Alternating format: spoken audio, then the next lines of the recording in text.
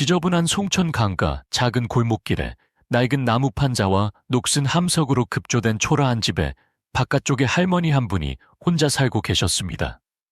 예순이 넘은 김 할머니의 얼굴에는 세월의 흔적이 고스란히 새겨져 있었고 백발의 머리카락은 언제나 깔끔하게 틀어 올려져 있었습니다.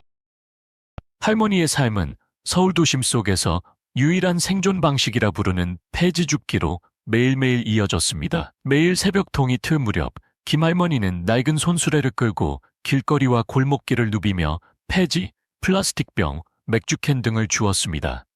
하지만 언제나 넉넉한 미소를 잃지 않으셨습니다.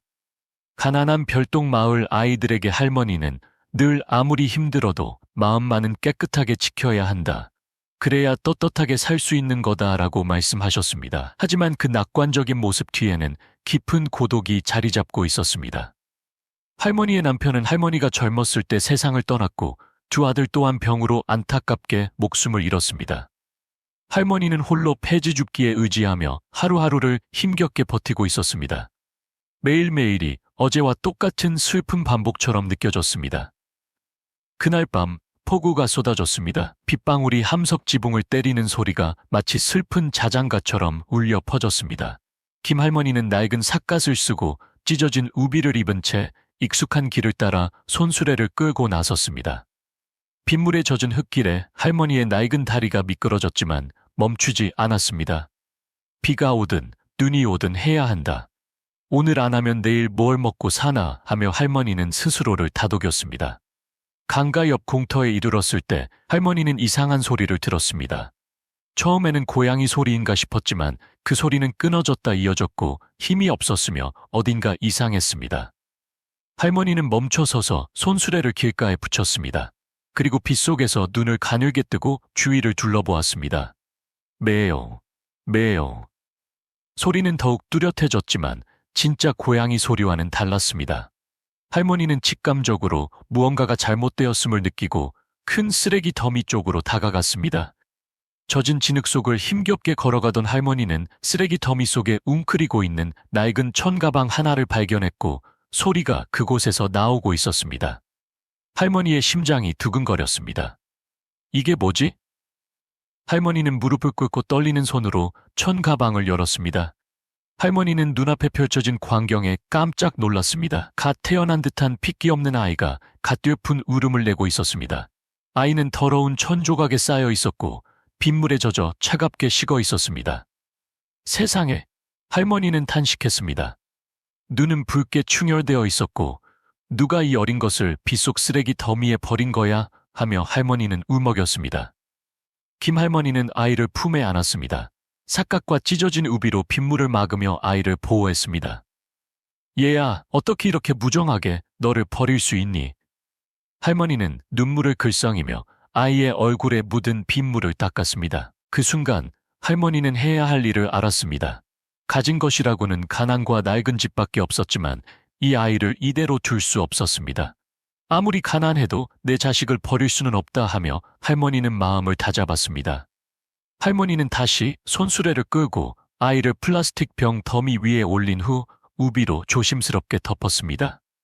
집으로 가는 길이 평소보다 훨씬 길게 느껴졌습니다. 발은 천근만근 무거웠지만 아이가 견디지 못할까봐 감히 멈출 수가 없었습니다.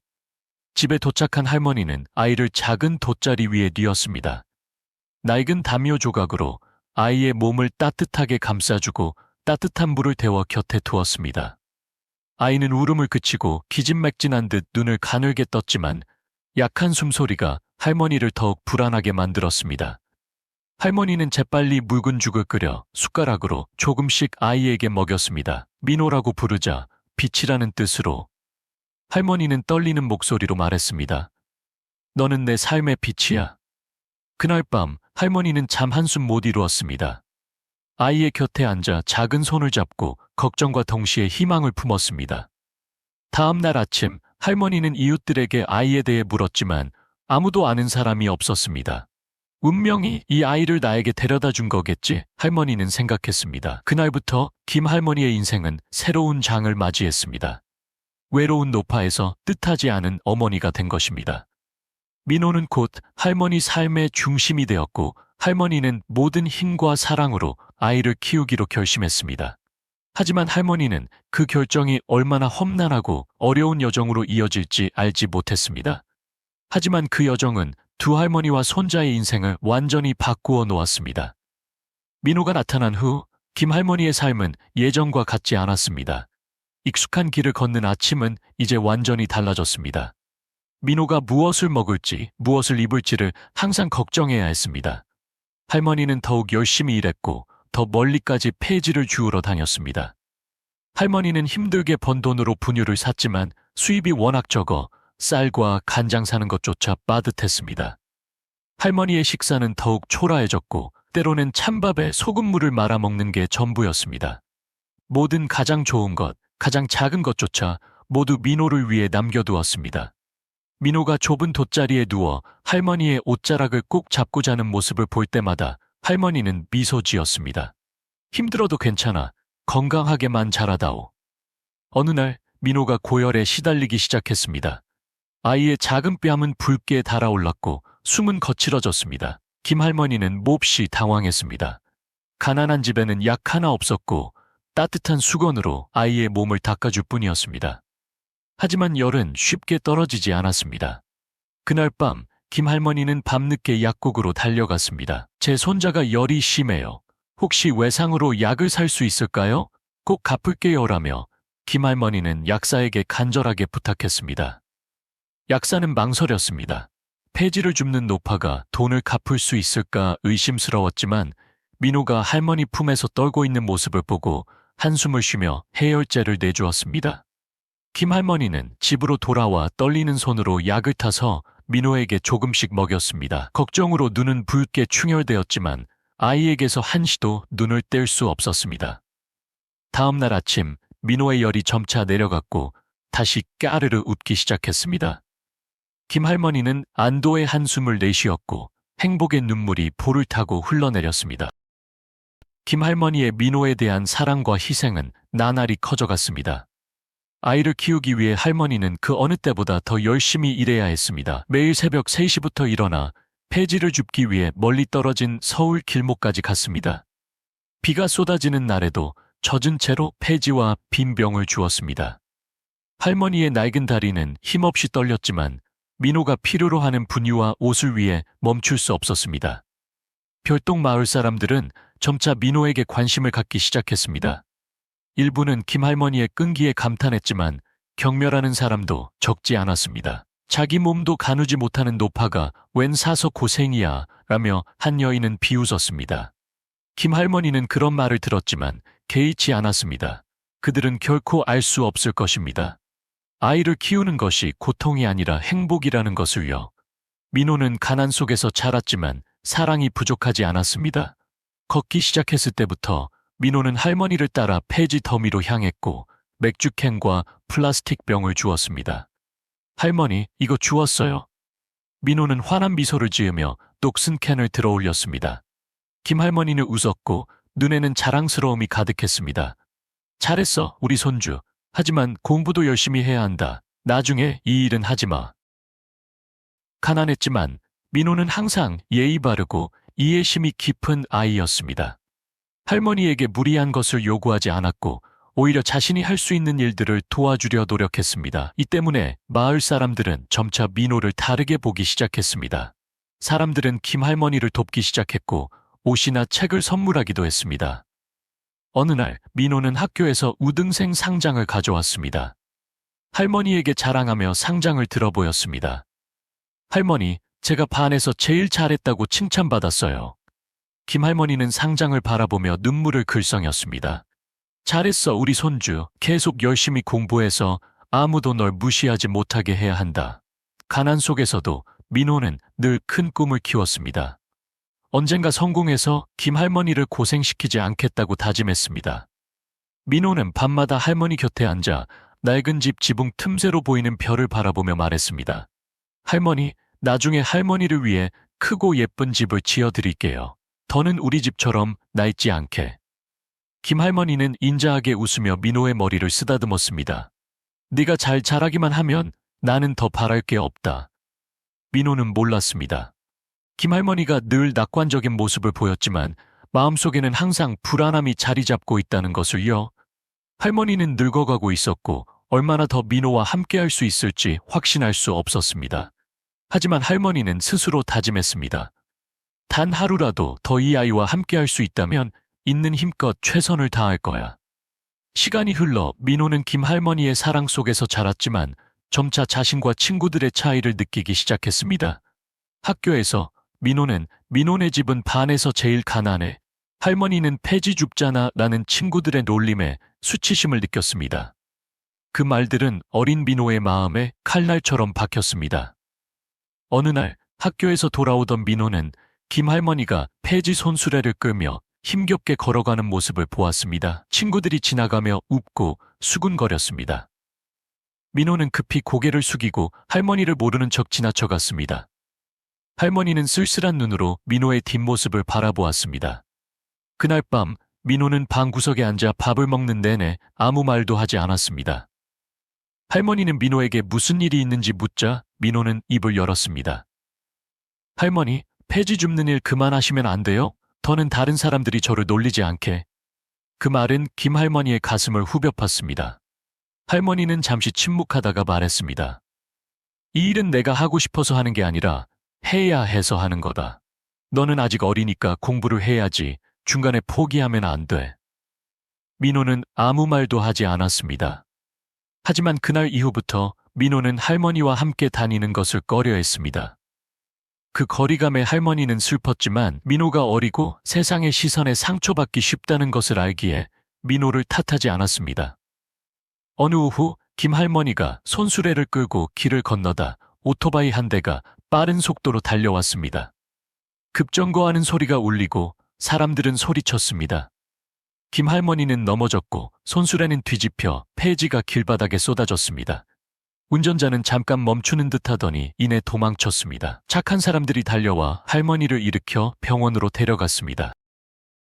진찰 결과 팔이 부러졌고 치료와 회복에 시간이 필요했습니다. 민호는 소식을 듣고 병원으로 달려갔습니다. 팔에 깁스를 하고 누워있는 할머니의 모습을 보자 눈물을 터뜨렸습니다.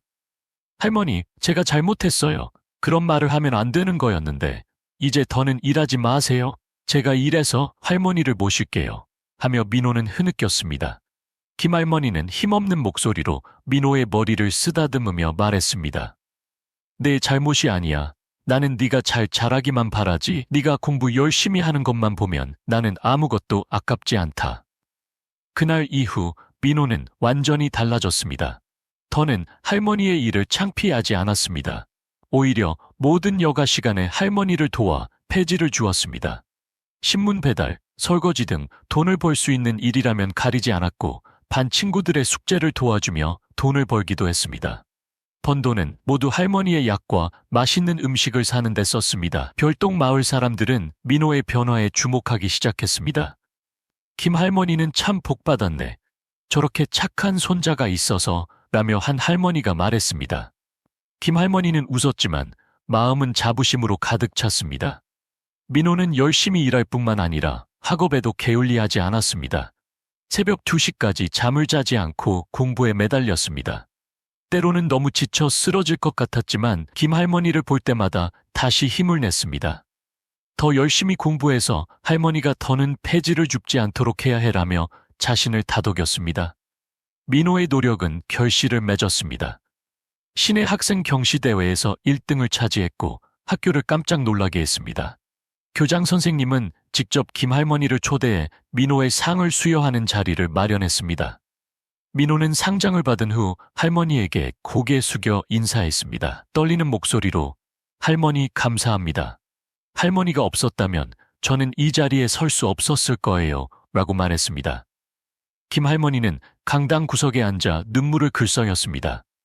자신의 희생이 마침내 보상받고 있다는 것을 느꼈습니다. 그 후로도 민호는 학업에서 훌륭한 성적을 거두었습니다. 민호는 선생님들과 친구들에게 사랑받았지만 결코 자신의 뿌리를 잊지 않았습니다. 기회가 있을 때마다 민호는 자신을 구해주고 삶을 바쳐 자신을 키워준 김할머니 이야기를 하곤 했습니다. 어느 날 민호는 좋은 소식을 가지고 집에 왔습니다. 유명 대학교에서 전액 장학금을 받게 된 것입니다. 민호는 할머니가 자신을 자랑스러워하길 바랐고 옛 약속을 지키고 싶었습니다. 할머니, 제가 할머니를 위해 더는 낡지 않은 새 집을 지어드릴게요. 김할머니는 미소를 지으며 말했습니다. 네가 바르게만 자라면 나는 더 이상 바랄 게 없다. 하지만 민호는 몰랐습니다. 김할머니가 늘 낙관적인 모습을 보였지만 마음 깊은 곳에서는 늘 불안함을 안고 있었다는 것을요. 할머니는 늙어가고 있었고 언제까지 민호가 약속을 이룰 날을 기다릴 수 있을지 확신할 수 없었습니다. 하지만 할머니는 민호를 믿었고 그 아이에게 희망을 걸었습니다. 전액 장학금을 받은 후 민호는 서울로 떠날 채비를 했습니다. 민호가 떠나는 날 온 마을 사람들이 배웅하러 왔습니다. 모두가 가난한 폐지 줍는 할머니의 손자였지만 대학 문턱에 오른 민호를 부러워했습니다. 멀리 떠나 공부하게 되었으니 건강 잘 챙기고 집에서 할머니를 잊지 마라 하며 김할머니는 눈물 고인 눈으로 말했습니다. 민호는 할머니를 꼭 안아주었습니다. 할머니, 걱정하지 마세요. 제가 더 멋진 모습으로 돌아와서 할머니를 더는 힘들게 하지 않을게요. 서울에서의 첫날들은 쉽지 않았습니다. 민호는 자립생활에 적응해야 했고 학업과 아르바이트를 병행하며 생활비를 마련해야 했습니다. 카페에서 서빙을 하고 과외를 하고 편의점에서 밤샘 근무를 했습니다. 민호는 몇 시간밖에 잠을 못 자는 날들도 있었지만 단 한 번도 불평하지 않았습니다. 김할머니가 비 속에서 폐지를 줍는 모습을 떠올릴 때마다 민호는 절대 포기해서는 안 된다고 스스로를 다잡았습니다. 민호의 노력과 진취적인 정신 덕분에 민호는 학교에서 뛰어난 학생이 되었습니다. 선생님들은 민호의 빠른 습득력과 끊임없는 노력에 늘 감탄했습니다. 민호는 과학연구대회에 참가하여 여러 상을 받았고 IT 분야의 대표적인 인물이 되었습니다. 어느 날 민호는 유명 국제기술기업에서 인턴십 제안을 받았습니다. 이것은 민호가 능력을 증명하고 경력을 쌓을 수 있는 절호의 기회였습니다. 하지만 민호가 김할머니에게 기쁜 소식을 전했을 때 할머니는 잘했다. 하지만 어디에 있든 무엇을 하든 내 뿌리를 잊지 마라고 당부할 뿐이었습니다. 바쁜 학업과 인턴십 중에도 민호는 할머니에게 돈을 보내는 것을 잊지 않았습니다. 매달 아르바이트로 번 돈을 조금씩 모아 고향으로 보냈습니다. 김할머니는 처음에는 받지 않으려 했습니다. 할머니는 자신이 알아서 잘 살 수 있다고 말했지만 민호는 단호하게 말했습니다. 이건 제가 번 돈이니까 할머니 약도 사시고 맛있는 거 사 드세요. 휴일이 되면 민호는 늘 고향으로 달려가 할머니를 만났습니다. 민호는 할머니가 조금 더 늙으셨고 머리는 더 희끗해졌으며 허리는 더 구부정해진 것을 알아챘지만 할머니의 눈은 여전히 사랑으로 가득 차 있었습니다. 할머니, 제가 꼭 새 집 지어드릴 거예요. 비가 새거나 바람 들어오지 않게. 민호는 결연한 눈빛으로 말했습니다. 집은 어떻든 상관없다. 네가 건강하게만 있으면 된다고 할머니는 인자하게 말씀하셨습니다. 민호는 대학을 우수한 성적으로 졸업했고 최고의 기술 기업에서 일할 기회를 얻었습니다. 민호는 빠르게 자신의 능력을 증명했고 승진을 거듭했습니다. 바쁜 업무 중에도 민호는 늘 고향에 전화를 걸어 할머니에게 자신이 이룬 일들을 이야기했습니다. 어느 날 민호는 해외 출장이 필요한 큰 프로젝트를 맡게 되었습니다. 떠나기 전 민호는 김할머니를 찾아갔습니다. 이번에는 특별한 선물을 가져갔습니다. 자신이 설계한 할머니의 새집 사진이었습니다. 할머니, 제가 돈을 다 모았어요. 해외 출장을 마치고 돌아오면 더는 낡은 집에서 지내지 않아도 돼요라며 민호는 행복한 표정으로 말했습니다. 김할머니는 사진을 들고 눈물을 글썽였습니다. 참 대단하구나, 우리 민호. 하지만 나는 네가 행복하기만 하면 그걸로 충분하다. 민호가 해외로 떠난 후 김할머니는 매일같이 민호의 소식을 기다렸습니다. 민호가 보내오는 편지, 짧은 영상통화는 할머니의 가장 큰 위안이었습니다. 하지만 고된 세월은 할머니의 건강을 점차 악화시켰습니다. 어느 날 밤 김할머니는 화롯가에 앉아 민호가 약속한 새집 사진을 바라봤습니다. 할머니는 민호가 약속을 지킬 날을 기다릴 수 있을까 하고 생각했습니다. 출장 중 민호는 김할머니가 위독하여 병원에 입원했다는 이웃의 전화를 받았습니다. 민호는 조금도 망설이지 않고 당일 비행기표를 예매해 바로 한국으로 돌아왔습니다. 병원에 도착했을 때 김할머니는 수척해진 몸으로 침대에 누워 있었습니다. 민호는 할머니의 손을 잡고 눈물을 뚝뚝 흘렸습니다. 할머니, 제가 죄송해요. 할머니 곁에 있어드리지 못해서. 김할머니는 힘겹게 눈을 뜨고 미소 지으며 말했습니다. 네 잘못이 아니다. 나는 네가 자랑스럽다. 민호가 해외에서 돌아온 지 일주일 후 김할머니는 의사와 민호의 헌신적인 간호 덕분에 퇴원했습니다. 하지만 민호는 할머니의 건강이 하루하루 악화되고 있다는 것을 알고 있었습니다. 할머니, 더는 걱정하지 마세요. 할머니는 편히 쉬셔야 해요. 민호는 빛나는 눈으로 말했습니다. 어느 화창한 아침, 민호는 얼마 전에 산 자동차에 할머니를 태웠습니다. 어디 가시는 거예요? 무슨 비밀이라도 있는 것처럼이라며 할머니가 묻자 민호는 웃으며 답하지 않았습니다. 차는 붉은 기와가 아름다운 넓은 마당에 꽃이 가득한 집 앞에 멈춰섰습니다. 문 앞에는 김할머니의 집이라는 작은 표지판이 있었습니다. 김할머니는 그 광경을 믿을 수 없다는 듯이 멍하니 서 있었습니다. 민호는 할머니의 손을 잡고 감격에 겨운 목소리로 말했습니다. 할머니, 여기가 할머니 새 집이에요. 제가 약속을 지켰어요. 그 이야기에 관객석은 침묵에 잠겼다가 이내 우레와 같은 박수가 터져 나왔습니다. 사람들은 김할머니의 선행이 민호의 삶뿐만 아니라 다른 많은 사람들의 삶에도 영향을 미쳤음을 깨달았습니다. 출범식을 마치고 민호와 김할머니는 새 집으로 돌아왔습니다. 김할머니는 창가에 앉아 별이 가득한 하늘을 바라보았습니다. 민호야, 나는 정말 행복하다. 하지만 이제 좀 지쳤다. 내가 만약 너 곁에 없더라도 너는 잘 살고 다른 사람도 도와주렴. 민호는 할머니의 손을 잡고 눈물을 글썽이며 말했습니다. 할머니는 영원히 제 마음속에 살아계실 거예요. 몇 달 후 김할머니는 꿈결처럼 평온하게 세상을 떠났습니다. 장례식에서 민호는 할머니가 남긴 편지를 발견했습니다. 사랑하는 민호에게 나는 폐지를 줍던 할머니가 이렇게 의미 있는 삶을 살게 될 줄 몰랐다. 이 모든 건 너 덕분이다. 앞으로도 잘 살고 다른 사람도 도우면서 네 사랑을 잃지 않길 바란다. 나는 언제나 너를 사랑한다. 편지를 읽으며 모든 사람은 눈물을 흘렸습니다. 민호는 할머니의 유산을 지키기 위해 자선재단을 계속 운영하겠다고 맹세했습니다.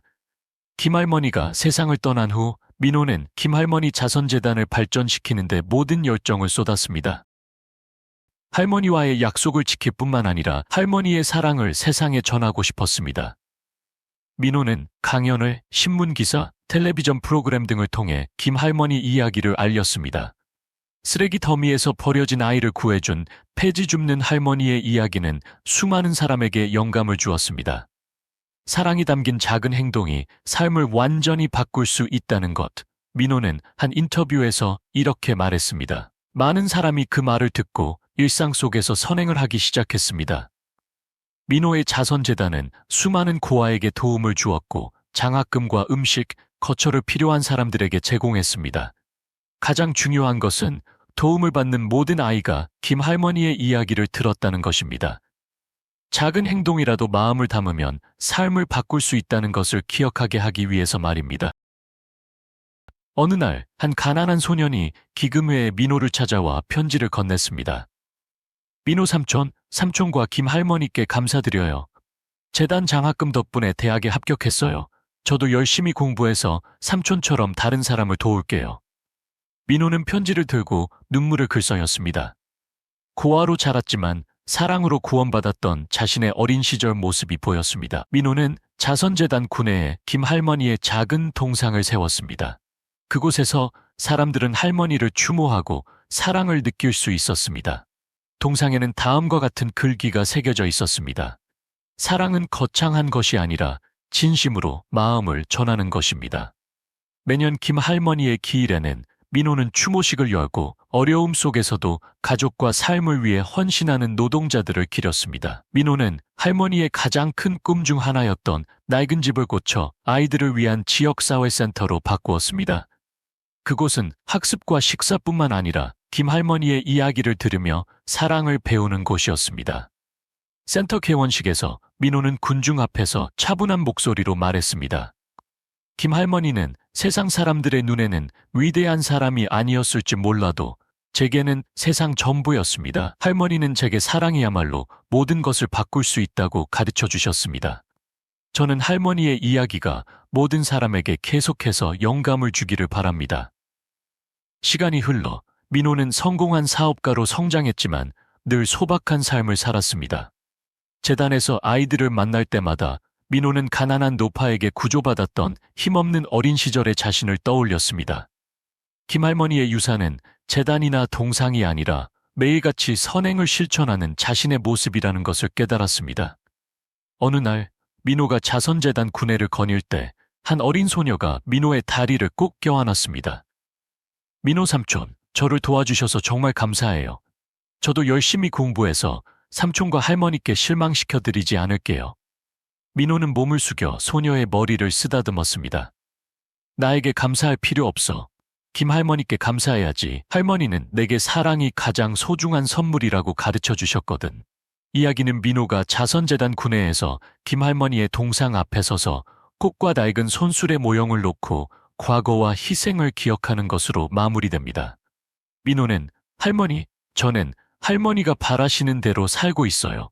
할머니의 유산은 영원히 제 마음속에 그리고 다른 수많은 사람의 마음속에 영원히 살아있을 거예요. 라고 속삭였습니다. 이야기의 마지막 메시지. 작은 사랑의 행동이 한 사람의 인생, 때로는 세상을 바꿀 수 있습니다. 이 감동적인 이야기에 공감하셨다면 좋아요를 누르고 댓글로 생각을 공유해 주시고 이 이야기가 더 많은 사람들에게 전해질 수 있도록 공유해 주세요.